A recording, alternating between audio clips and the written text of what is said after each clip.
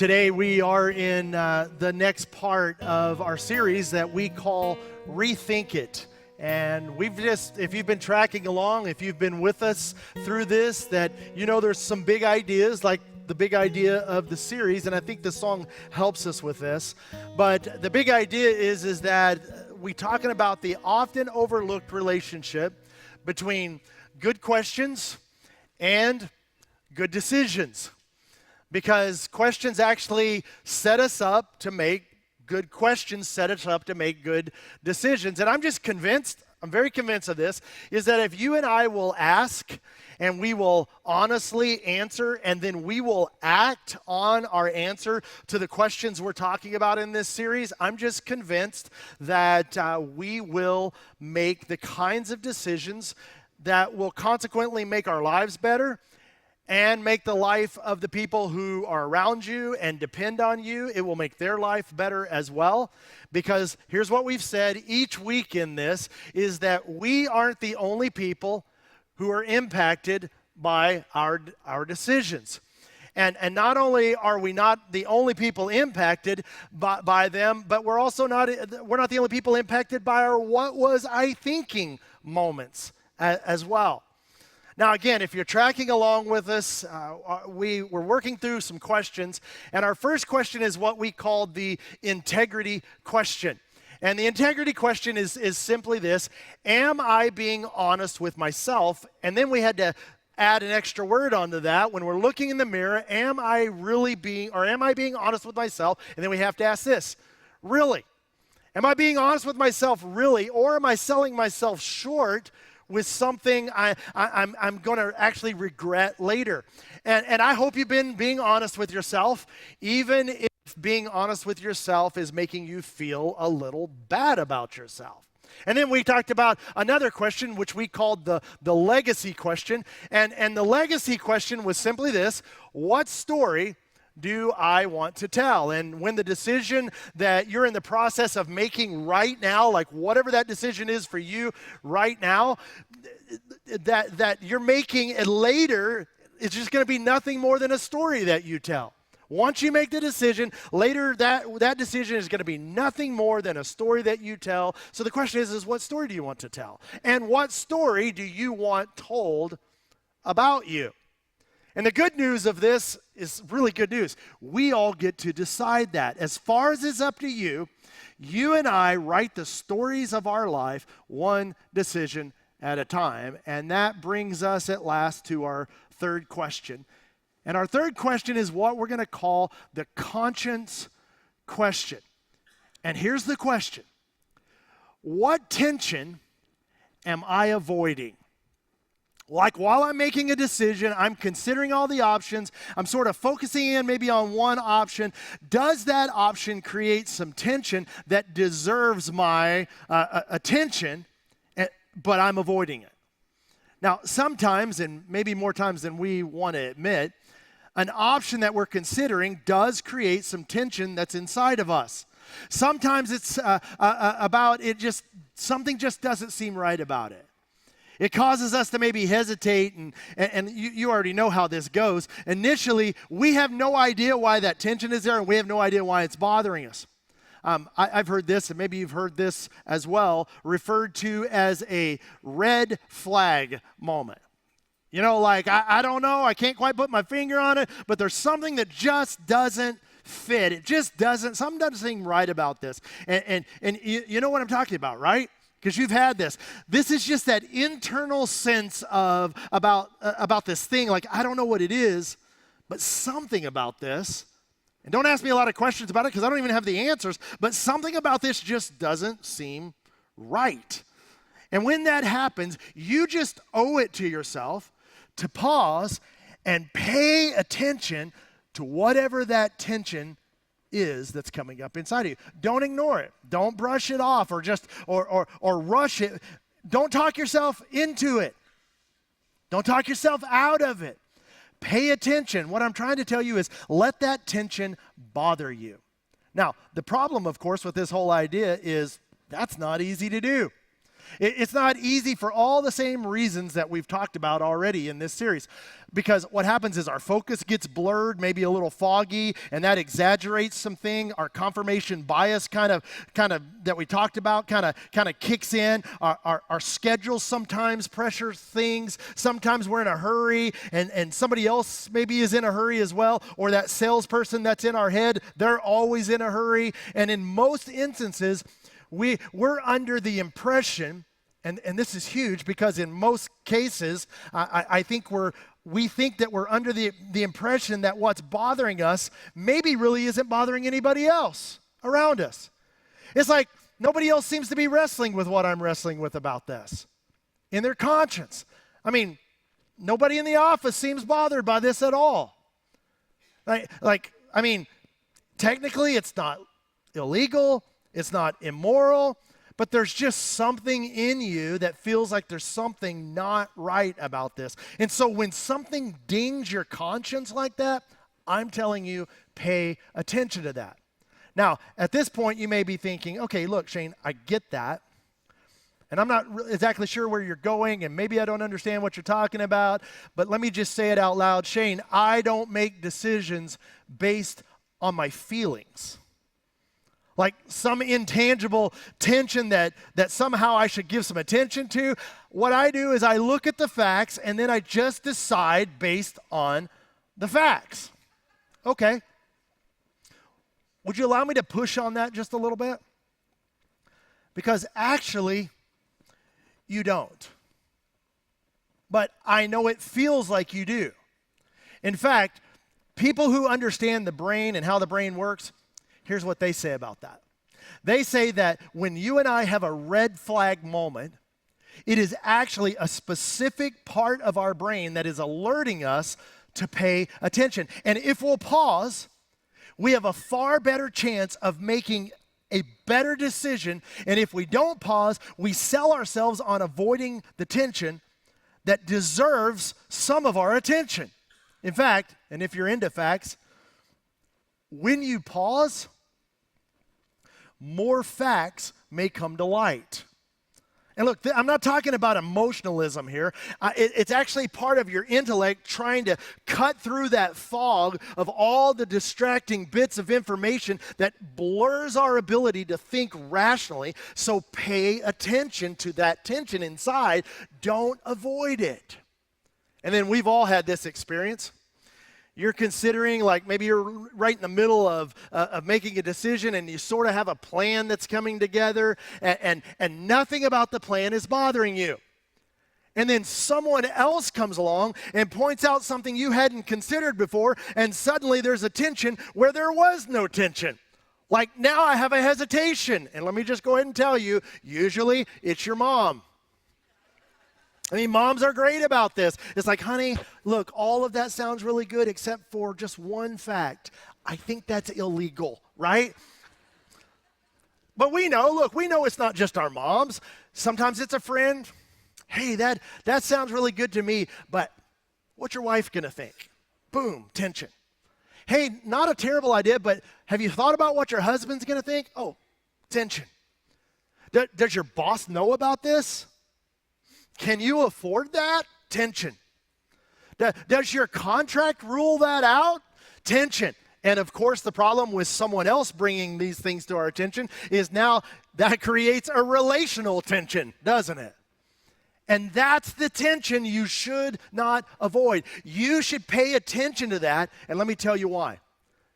The reason is because we all, myself included, we all have a tendency to dodge the truth by discounting the one who told us the truth, right? I mean, what does he know? What does she know? I mean, they've never walked in my shoes. He's never run a company. She's never navigated a family like the way I'm having to navigate a family. In fact, she can't even run her own family. Look at her kids. Experts actually refer to that as genetic fallacy. And since I don't like where the information is coming from, I'm just going to ignore the information. And so here's the thing as you consider your options. If there is any hesitation around you on a particular option, pause. And I don't know a better way of saying this. Just allow that tension you feel to get as big as it can possibly get in you before you decide. Let me say it this way. If something bothers you, let it bother you. If something about him just doesn't seem right, let it bother you. If that job offer, that invitation, that deal, that fine print, if something bothers you, just pause and allow it to get big and bother you. Face it, like embrace it, but don't excuse it and don't avoid it. Face that tension until it either goes away or you decide to go in a different direction. What we're saying is pay attention to the tension. Don't avoid it. And if you don't pay attention to it, well, we're going to get to that in just a minute. So there's this fascinating story. It's a well-known story from the life of King David, who was the second king of Israel. And I think this story illustrates the importance of you and I paying attention to seemingly ridiculous and in some cases really inconvenient tension. And I want you to know I love this story. In fact, there's a great book, if you're ever interested in reading it. It's called The Three Kings, and it goes deep into this story. And I read that book every year. I went back over the last couple of weeks and read it again, and it is fascinating, and I absolutely love this story. Now, as you probably know, David steps into history as a shepherd boy. As a kid, this prophet comes over to his house and announces to David's family that God has chosen David to be the next king of Israel. And I don't know what you think, but I think that's a pretty good day when someone comes to your house and says one of your kids is going to be the next king. Sounds like a good day, right? But the problem, of course, was Israel already had a king, King Saul. But Saul was not really doing a very good job kinging. So God decided to replace him, but not quite yet. And so time goes by, and young David has his legendary encounter with the Philistine giant Goliath. Maybe you've heard that story. And in that moment, after killing Goliath, David immediately becomes a household name throughout the entire kingdom of Israel and the territory that was controlled by the Philistines. Everybody knew who he was. And it didn't take long before his popularity actually exceeded old King Saul's popularity, who was, again, just not a very good king. In fact, if you know the story, Saul actually becomes jealous of David and tries to kill him multiple times. And so David is forced to flee, and he becomes a fugitive. But by now, he's kind of a legend as far as the people of Israel are concerned. He's a hero. He's a war hero. And by the time he left Saul's service, he had a reputation not only as a warrior, but as a leader.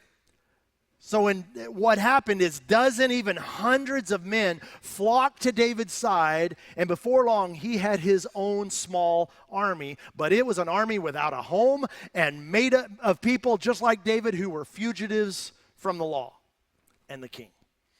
So as the story goes, Saul gets some really good intel on David's whereabouts.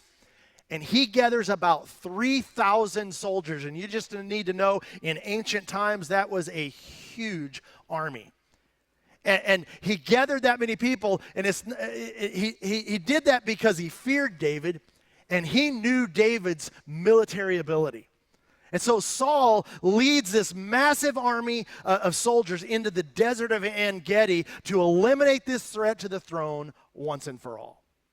Because he had heard that David was anointed next king, and Saul wanted his son Jonathan to become the next king.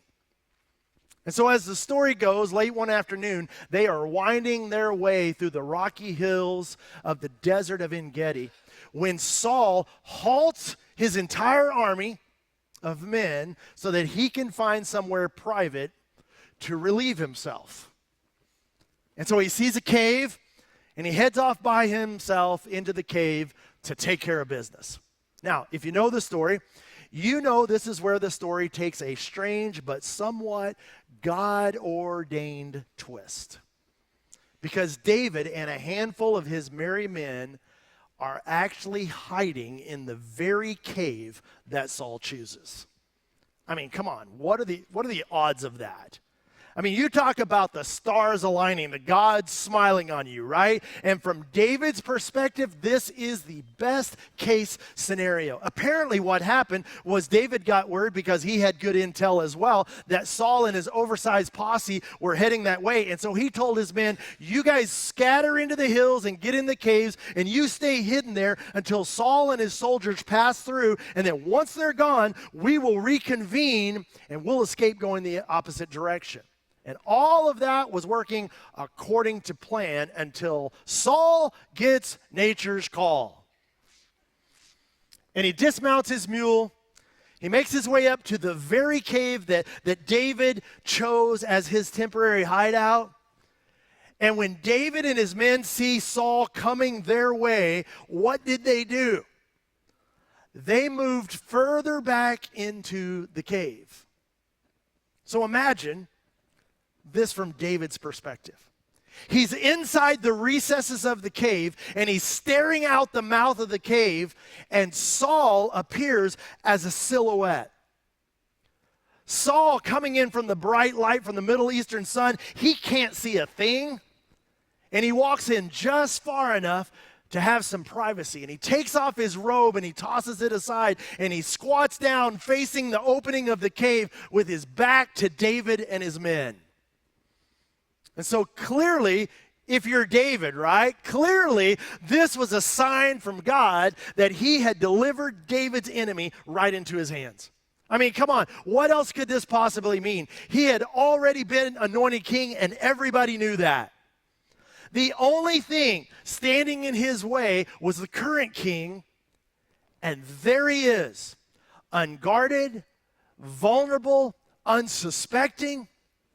If David wasn't thinking it, I'm telling you, we know all the men in the cave there around him were thinking it, and we know it because of David's biography.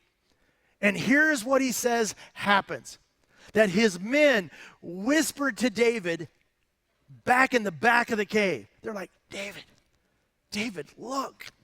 They said, this is the day the Lord spoke of, when he said to you long, long ago, I will give your enemy into your hands for you to deal with as you wish. David, there he is. This is what you predicted would happen. Decision made. Let's kill Saul and go home. I mean, enough is enough of this wilderness fugitive kind of living. This is the perfect scenario. No civil war, minimal bloodshed. And so they're telling David, come on, just do it. Kill the king before the king kills you. Besides, what other option is there? Stay an outlaw for the rest of your life? I mean, they needed to end this. This was the perfect, clearly God-ordained time to end it. Can you imagine the emotion and the adrenaline in the back of that cave that afternoon? Can you imagine the pressure that David was feeling to act in that moment? And here's what makes the story even more interesting. David felt something as well. There was a tension about this. There was a hesitation. Like something about this wasn't exactly right, but he wasn't sure why, because the hesitation made absolutely no sense. So he did what many of us, maybe most of us, do, and he decided to act. And he drew his dagger, and he crept up behind Saul with every intention of slitting his throat. And if David is successful, the world as he and his men knew it would change immediately. But as he gets closer, that tension increases. So David, and this is unimaginable and amazing, David, in spite of the fact there seemed to be no alternative, David did not avoid the tension he was feeling. He let what was bothering him get bigger and bother him. And somewhere between leaving his hiding place in the back of the cave with his men and Saul's unprotected back, it dawns on David. Just seconds away from making a decision that everybody would understand and most people would applaud, and seconds away, he has this moment of clarity. Wait a minute. I'm about to murder the king. This isn't war, this isn't combat, it's murder. And that can't be right. Besides, he thought, who put Saul on the throne anyway in Israel? Who did that to begin with? Who made Saul king? God did. So who am I to replace what God has put in place? This can't be God's plan. I can't kill the king even if the king is trying to kill me. And this is amazing. So in spite of the pressure to act, in spite of the expectations of his friends just a few yards behind him, David changes course. Now, this is the part of the story where we all have something in common with David, believe it or not. Think about this. David didn't know what the outcome of killing Saul would be. He thought he knew, but there was no guarantee that things were going to work out the way he had envisioned them working out. I mean, he thought he knew. The men who were with him, they thought they knew. It was just simple. This is simple. It's simple math. Kill the king, become the king. Problem solved. I mean, what's up with all the hesitation? But there was no guarantee that would be the outcome. Please don't miss this. One of the reasons this is so important, and one of the reasons that you and I often ignore the tension when we're making a decision and just push on through and ignore the advice of other people and ignore the voice of our conscience, one of the reasons we do that is this, is we believe that in certain circumstances that we can predict the future. That we can predict or maybe even control an outcome. And when we're convinced that we can predict outcomes, when we think we know, we make decisions that oftentimes become horrible regrets for us. Because, come on, we don't know the future. We don't always predict the future right. You don't always predict outcomes accurately, do you? Nobody does. Here's how I know. Let me ask you this question. You ever been disappointed before? Of course you have. We all have. What's disappointment? Disappointment is what we experience when we mispredict the future. Now, here's my point. Ignoring that tension that's going off in your gut sets you up for disappointment. Paying attention to that thing inside, that tension, and allowing whatever is bothering you to keep bothering you is how you avoid unnecessary disappointment and horrible regrets. Back to David. He's inches away from Saul. And it dawns on him. He just because I kill the king, it doesn't mean I'll become the king. But one thing is certain, if I kill the king, then I will be the man who killed the king. And that will be my story for the rest of my life.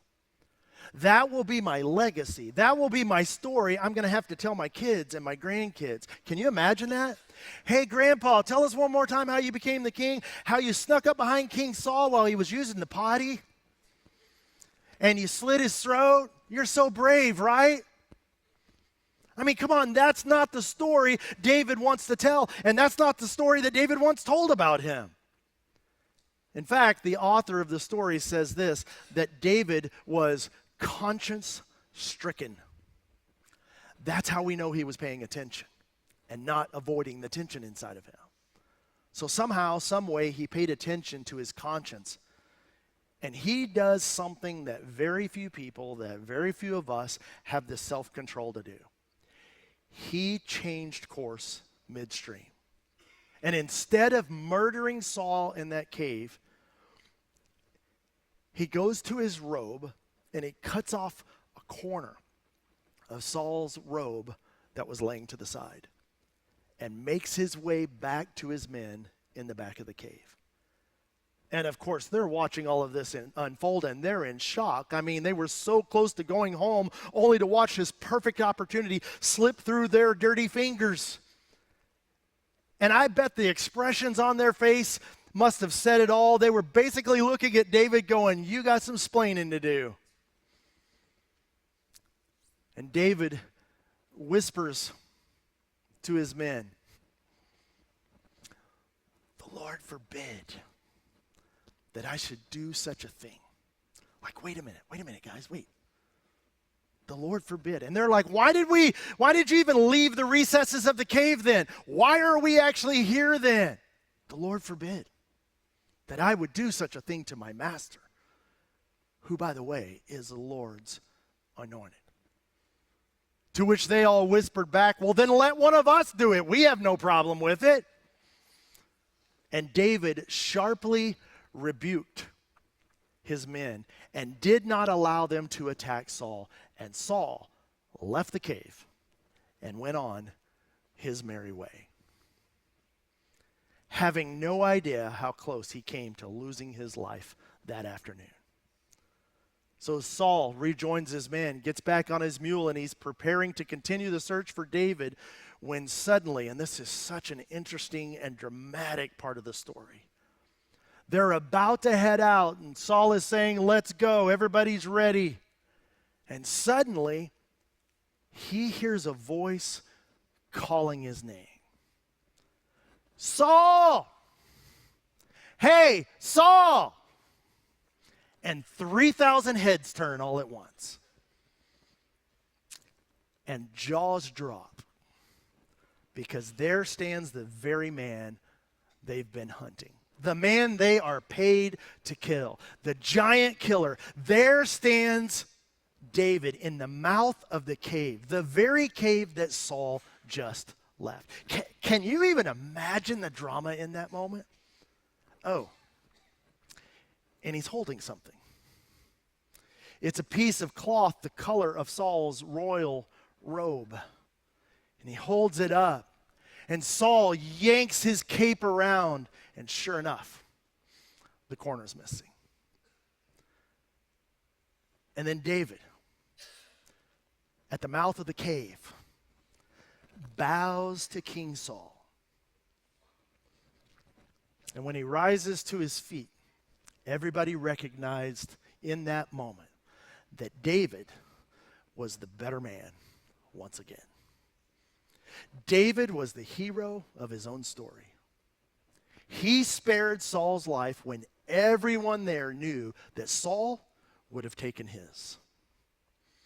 And after a short speech, David concludes with this powerful, powerful statement, a statement that we should all take to heart. He says to Saul, with everyone listening, "Saul, may the Lord judge between you and me. And I'll wait. And I'll allow God to determine the outcome of this conflict. I will not take matters into my own hands. I will not replace what God has put in place. I will not play God in your life, Saul, and I'm not going to play God in my life. I will not use your bad behavior as an excuse to do bad things. Saul, I will not be like you." And that deliberate response resulted from paying attention to that pesky, inconvenient, even irrational tension. Back to the story. All eyes, as you can imagine, are on Saul because he has been humiliated by David. And not by David's military skill, he was humiliated by David's humility. So what do you do now if you're King Saul? I mean, you just continue the pursuit, right? This man could have taken your life, and he chose not to. What do? I mean, do you close your eyes? Say, guys, everybody close your eyes. David, we're going to count to 100. You get a head start. I mean, even Saul knows better. And so he turns his army around, and they head home. Now, let me ask you a question, and then we'll wrap up the story. Do you want to be the hero of your story? And did you know that you get to choose whether or not you're the hero of your own story from this day forward? I mean, we talked about this last time. Do you want to write a story that you'll be proud to tell and proud for your kids and your grandkids to even know and to tell about you later? Then pay attention and don't avoid the tension inside of you. Months later, Saul and his army, they are deeply entrenched in a battle with the Philistines, when a random Philistine archer launches an arrow that was intended to fall among the Israelite army. But this random archer on the wall with his random arrow found a small opening in King Saul's armor, and he's fatally wounded. And he doesn't want to die at the hands of the Philistines, so he draws his own sword and falls on his sword, and he dies as the Israelite army is defeated. And when word reaches the city that Saul is dead, the citizens quickly proclaim David king, and he becomes the king without murdering the king. And maybe, I don't know, this isn't really in the text, I think maybe David thought to himself, wow, if someone would have told me it was going to work out like this, it certainly would have made that whole cave experience a whole lot easier. But you know this. That's not how life works, is it? That's why we have to pay attention and not avoid the tension. That's why we dare not take matters into our own hands, and why we dare not trust our ability to predict the future or try to control an outcome. That's why whenever you are making a decision of any magnitude, importance, or consequence, you have to stop and ask yourself this question: is there a tension that I'm avoiding? Okay, so what does all this have to do with you? Here's what I know about you, and I'll just tell you the reason I know it about you is because I know it about me. The decision that you're wrestling with right now falls somewhere on the spectrum between wanting to be the hero and murdering the king. Somewhere in there. But I'm telling you, whatever it is, the principle is the exact same. If there is something in you and you can't quite put your finger on it, or perhaps someone else has put their finger on it, there's an option you're considering and it's bothering you, stop. Pause. Pay attention. Give it time. Let it bother you until you know why it's bothering you. But for God's sake, don't avoid it. Because it may be God's way of protecting you. It may be his way of keeping you from making a decision that ends up being a horrible regret for you. So you know that inconvenient, pesky, annoying, seemingly irrational tension? It may be the pathway to an option you've never considered before. An option that maybe you didn't even know was available. So let me ask it one more time. Is there a tension that you are avoiding? And if so, give it some attention. Pay attention to it. Because like David, one day you will be glad that you did. Let me pray for us. Father, thank you for this amazing, amazing part of history that we can look back on to see what it looks like to pause. In the most tense, dramatic situation, would you help us to digest this into our own lives and ask ourselves the question, I don't know why I feel that, but I'm avoiding that tension. I don't want to hear that from them. I don't want to hear that from somebody. I don't want that. I don't want anybody else pointing that out. I don't want to think about those things. God, would you help us to be able to open our eyes wider to see that just possibly you are leading us down a path to an option we have never considered that would save us from a life decision that we later wish we had never made. Would you help us to see that you are at work and that you can see the future and that you can control outcomes? Help us not to be you in our lives, but allow you, who knows all, to be God in our lives. And we ask it in Jesus' name. Amen.